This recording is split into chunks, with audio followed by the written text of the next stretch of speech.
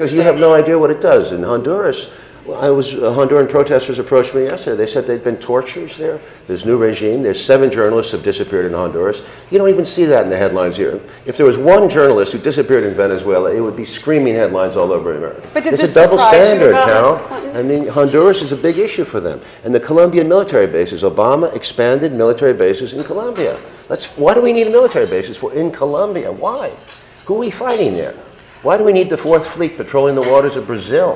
What are we doing? For those who may not have yet seen the film, do you want to repeat I think it's Kirchner, speaking of military bases, what? No, that was a Correa of Ecuador. He said the administration, the DOD, wanted to renew the lease on the base at Mantigua, I think it was in Ecuador. And he said, well, I'll renew the lease if I can have a lease on a base in Miami. No, it is a moment, and there are moments like that in the film. No, they're upset. You know, they want. It's not that they're angry at the United States, or it's not that they are, but it's not that they hate us. It's just that they want to be mutual respect, is what they keep saying. Mutual respect. Don't treat us like we're your housekeeper, gardener, pool keeper, immigrant quota population. But for years, hasn't the vision of Latin America from the United States been not too far removed from Mission Impossible, the TV show? I don't mean the movie. It's depressing. No, there's been more than 50 interventions in Latin America. At least 50, and occupations and assassinations and various things. Anytime there's the interesting thing, and I pointed out in the movie, is that every time there's a reform candidate, we knock them off. We get involved in some way to knock them off. With our collaborators often down there, the rich people. Yeah. But nobody lasts. This is the first time in history that I know of where 6 large countries of South America have actually banded together and are saying, we want our independence. We don't want Americans meddling in there. We don't want the IMF loans. This is a historic moment. And a positive all one. These opposing By the way, point of views. it ties into BP. I'm just going to jump quickly, because if those people in those countries are thinking ahead of us, these leaders are saying, our resources are for the people. They're not for corporations. This is an important concept. Make a whole lot more money off the corporations. Yeah, imagine what's going on here. Well, we have BP's giving us $20 billion as a bribe so that they can keep drilling, right? What if we had a windfall profits tax on these oil companies that have made huge profits in the last 20 years? And then we put a fund together of $100 billion or $120 billion from these taxes. From these taxes, we could start to really seriously invest in an alternate energy, renewable resources market. Make the oil companies pay for the renewable resources. The country belongs to us, the people. How do you think so do the airwaves. How do you think that you're on a public airwave right now, aren't you?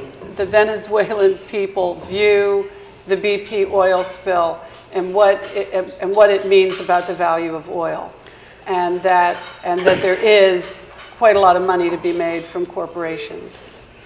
Well, they don't do it. That's when Chavez took the Venezuelan oil company, which had been nationalized before him, and he actually took over and ran it with less corruption.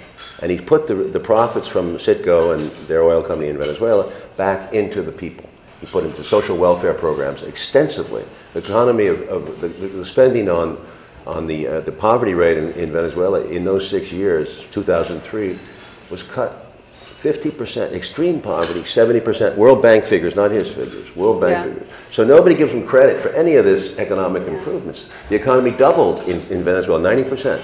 Doubled. Imagine if our economy doubled in 5 years. It was an amazing I don't know that that will happen in my lifetime. No, the point I'm saying is Venezuela has a very good, Citgo has a very good environmental record. People don't know that Citgo sells, there's 1 million barrels of oil a day come through Citgo to the United States. They're our second biggest provider. They don't have environmental, they have a well-run company now, better run than ever. And also they contribute, remind people that they contribute, they discount, they give discounted heating oil in the winters to about 150,000 American families through a program. And they've been doing it for 5 years without any praise or thanks. But Oliver, you know, you're so passionate about this, and it shows in the film. I'm just trying to point up some things yes, that I people know, don't and you know. do, and in the film you do. And I really think people should see the film. I don't know how long it's going to be in theaters. It's a documentary. It always has a short lifespan. Yeah, but it'll be on TV, and it'll get Do you know around. where it will be on TV? Yeah, Have you already done that Showtime deal? You're going to do it on Showtime? That's who you're also doing the history of the world for. Secret history of the United States. I'm not that ambitious. The 10-part secret history of the United States. 10 hours. I'll be back. I'll be back on your show talking about it. So you and HBO aren't buddies, but you and Showtime are, right? Well, I also have a deal with HBO to do that. Didn't they pull, was it Commandante or something? Yeah, they did. That wasn't too cool. Well, they made it up to me. They just made it. They're making a deal for a new Castro movie called Castro in Winter, which I just interviewed Castro again. Okay, so this is another documentary. Third interview with Castro. Let me ask you something. You have said film should be fun, and you believe that. And there are parts of South of the Border that are fun, but it's not what one would say is a Friday night, date night popcorn movie. No. And you've got a message that you're so passionate about. Would there not have been some advantage, or maybe because you're doing a Pablo Escobar film, right? So there maybe is some way. No, I'm not. That's a rumor. That's a rumor. Okay. So then, wouldn't there be an advantage to taking your profound theatrical talents and making a fiction film about Latin America that carries all these messages about which you're so passionate and then does pull in huge audiences? I agree. That's another way of doing it. And Scarface had a bit of that. There was an anti-drug war. But that was here. I'm talking about something down there. Have you ever, or do people come to you with scripts that? Yeah, I didn't want to do another drug movie at that time. I got my hands full. I got Wall Street was a big job. Yeah, It's a big job, and I made that. I think I took a very complex subject and I made it fun. I think you'll enjoy this new one. Your films I mean, it's just with documentaries you have to move. You can get to the subject quicker. You don't have to do the whole big story, and at the same time you can do it cheaper. Because sometimes if you do these, call them socially conscious dramas, they're hard to get financed. I tell you, it's got to be worse now than ever before, since we don't seem to want messages in our movies anymore. And I think movies are fun, and I think I've been able to take complex, remote subject matter and make it and discover it to people for the first time. Now, there have been all kinds of reviews of South of the Border, ranging from, condemning it to hell to a Marxist website I found that loves it quite a lot. But then there's a lot in between, too. But one of the stories that kept popping up that I was curious what you make of this and if it's authentic or if you think it's being put out there by somebody is, you know where I'm going?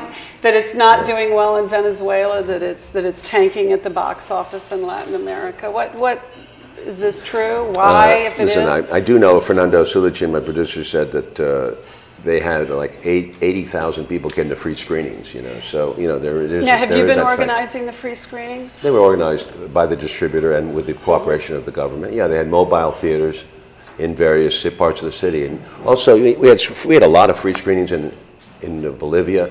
I mean, I never made this movie for profit. It was always done, basically we were lucky to get it on Venezuelan television. We thought we were never. It was done really with a.